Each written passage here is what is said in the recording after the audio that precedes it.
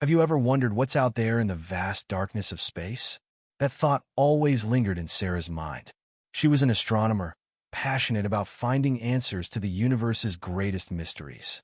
But she never expected that one of those mysteries would find her. It began on a clear summer night. Sarah sat alone in her observatory, peering through her telescope. The stars sparkled like diamonds against the black velvet of the sky. As she adjusted the focus, she noticed something unusual. A light, brighter than any star, flickered in a rhythmic pattern. It wasn't a satellite or a plane. It was something she'd never seen before. Curiosity turned to obsession. For weeks, Sarah tracked the light. She recorded its movements, its flashes. It seemed to be sending a message, but she couldn't decipher it. Late one night, as she stared at her computer screen, a new signal appeared. This one was different. It wasn't just light, it was sound. A low hum filled the room, vibrating through her bones. It wasn't random noise. It was deliberate, almost musical. Sarah's heart raced as she tried to analyze it. What could it mean? Was it a greeting? A warning? Have you ever felt like you were on the brink of discovering something incredible, only to question if you should keep going? The hum grew louder, resonating in her ears. Suddenly, the observatory lights flickered. The computer screen went blank, replaced by a single word: come. Sarah's breath caught in her throat. She looked around, half expecting someone to step out of the shadows. But she was alone. The hum stopped, leaving an eerie silence in its place. She hesitated, but the thrill of discovery overpowered her fear. She packed her equipment and set out in her car, following the coordinates that had appeared on her screen. The drive took her to a remote field far from the city. The air was cold and still, the sky so clear it felt like she could reach out and touch the stars. She stood there, her flashlight cutting through the darkness, waiting for something to happen. Then she saw it. A beam of light shot down from the heavens, enveloping her in a warm glow. Her body felt weightless, as if gravity had released its grip. She tried to scream, but no sound came out. The world around her dissolved into white, and she felt herself being pulled upwards. When Sarah opened her eyes, she was no longer on Earth. She lay on a smooth metallic surface, surrounded by dim, pulsating lights. The air smelled sterile, like a hospital. She sat up, her heart pounding, and saw them. They were tall, slender beings with elongated limbs and skin that shimmered like liquid silver.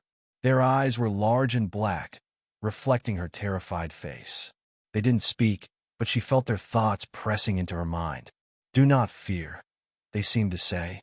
"We mean no harm." Despite their assurances, Sarah's instincts screamed at her to run. But where could she go? She was lost among the stars, trapped on their ship. One of the beings stepped closer, its gaze piercing.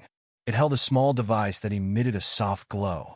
Sarah felt a sharp pain in her temple, and memories flooded her mind. Her childhood, her work, the night she first saw the light. They were sifting through her life as if it were an open book.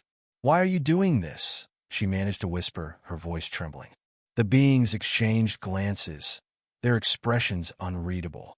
One finally responded, its voice resonating inside her head. "We study, we learn. Your kind intrigues us." Their words did little to comfort her. Days blurred into nights, though she couldn't tell the difference in the constant dim light of the ship. They ran tests, placing her in strange machines that hummed and buzzed. Some tests were painless. Others left her gasping for breath. She felt like a lab rat, her humanity stripped away bit by bit. But Sarah wasn't just a victim. She observed them as much as they observed her. The ship was vast, filled with corridors that seemed to shift and change. The beings communicated through thought, their minds connected like a web. She noticed they had emotions, though they were subdued. Curiosity, frustration, even what she thought might be guilt. One day, she found herself alone in a room filled with glowing panels. Desperation drove her to act. She touched the panels, hoping to find a way to communicate or even escape.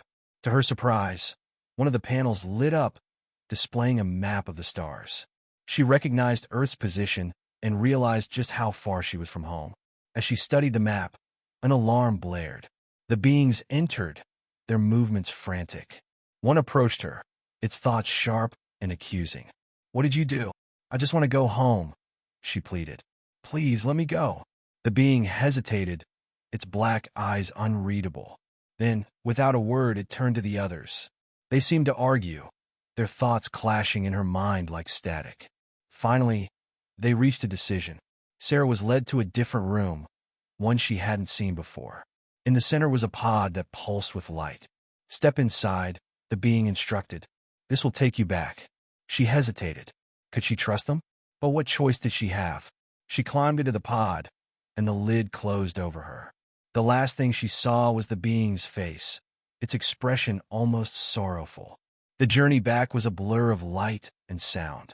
When she opened her eyes, she was lying in the same field where she'd been taken. The night was silent, the stars twinkling innocently above. She stumbled to her car, her body aching but intact. Back home, Sarah tried to return to her normal life, but nothing felt the same. She couldn't shake the feeling of being watched, as if their eyes were still on her. And then there were the dreams, vivid, haunting visions of the ship, the beings, and the experiments.